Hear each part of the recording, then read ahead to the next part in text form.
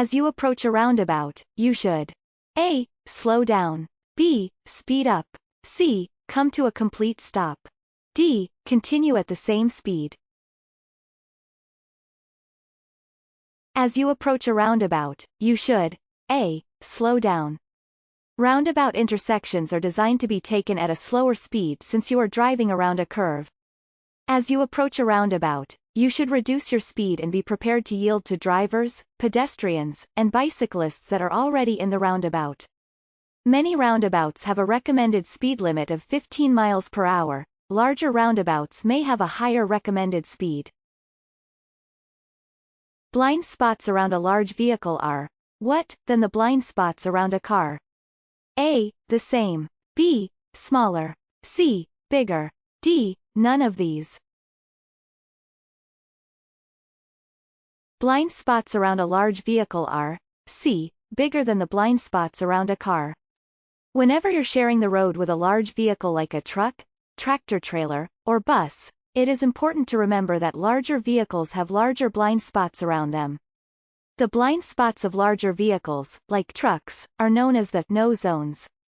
Under no circumstances should you stay in the blind spot of a larger vehicle for more time than it takes to pass. The basic speed law says that A. You cannot drive faster than the posted speed limit. B. You cannot drive faster than what is safe for the current conditions. C. You cannot drive slower than the posted speed limit. D. You are able to drive faster than the posted speed limit when conditions allow.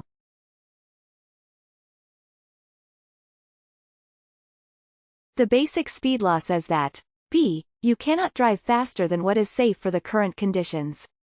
The posted speed limit is the maximum speed you can legally drive when conditions are good. This means no traffic, good weather, good road conditions, and a properly maintained vehicle. The basic speed law is designed to keep you safe and help you practice common sense. If conditions are poor, you need to drive at a slower speed to be able to respond to hazards, control your vehicle, and stop.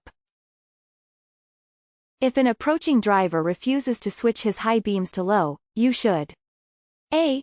Honk your horn. B. Flash your high beam headlights back at them. C. Look towards the right side of the road. D. Look towards the left side of the road. If an approaching driver refuses to switch his high beams to low, you should C. Look towards the right side of the road. If an oncoming vehicle fails to dim their headlights when they approach you, you can be temporarily blinded if you look at them straight on. In these situations it's best to glance towards the right side of the road to avoid being blinded.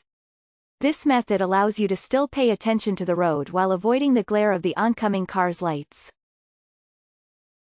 What is the first thing you should do if your wheels move off the pavement? A. Apply more pressure to the gas pedal. B. Slam on the brakes. C. Hold the steering wheel firmly and release the gas pedal. D. Hold the steering wheel firmly and apply the brakes.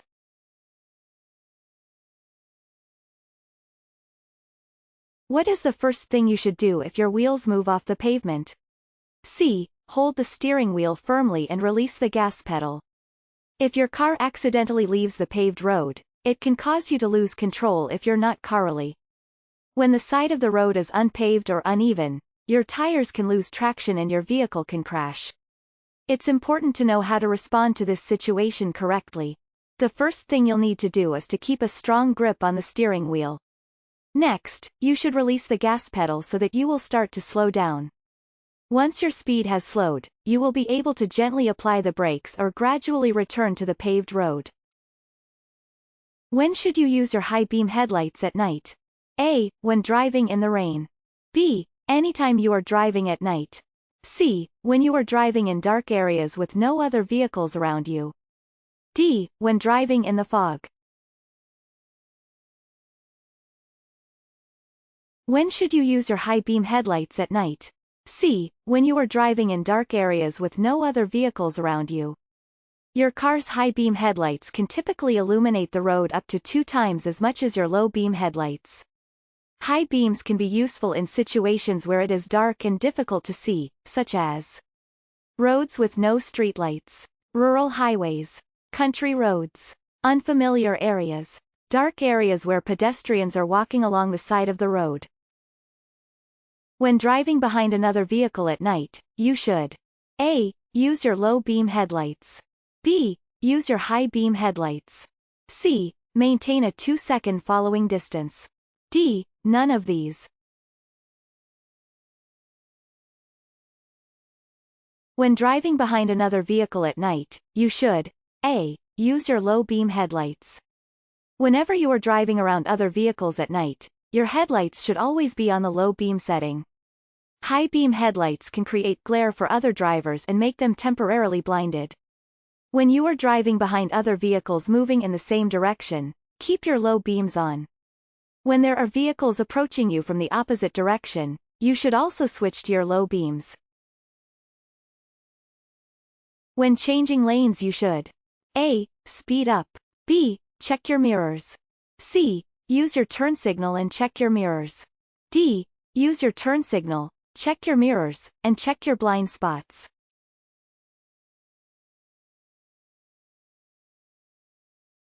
When changing lanes you should D. Use your turn signal, check your mirrors, and check your blind spots. You should also make sure that a car in the opposite adjacent lane is not beginning to go where you plan to. After you've made sure the lane is clear and you have enough space, complete the maneuver and cancel your turn signal. When other drivers signal to change lanes, allow them to do so safely without speeding up or blocking them. Allow a larger space cushion when stopping. A. In a parking space. B. On a flat road. C. On a decline. D. On an incline.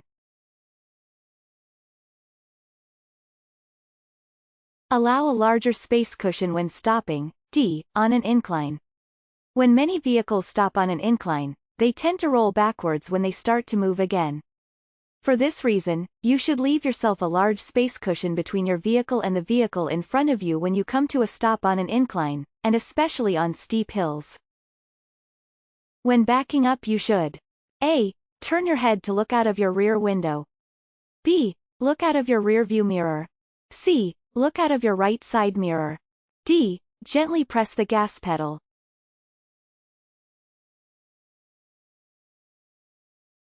When backing up you should A. Turn your head to look out of your rear window. You should not rely on your mirrors when driving in reverse. By turning your head and body, you'll have a better view of what's behind you and better control of your vehicle. Great job! Here are some of your next steps to getting your learner's permit or driver's license. Read and study the official driver handbook from your state DMV. Take more free practice tests at puedomanejar.com. Gather all your necessary forms and documents before you visit the DMV office. Before you know it, you'll be driving in your very own car all by yourself. puedomanejar.com. Free DMV practice tests and much more to help you pass your real exams. Visit us today.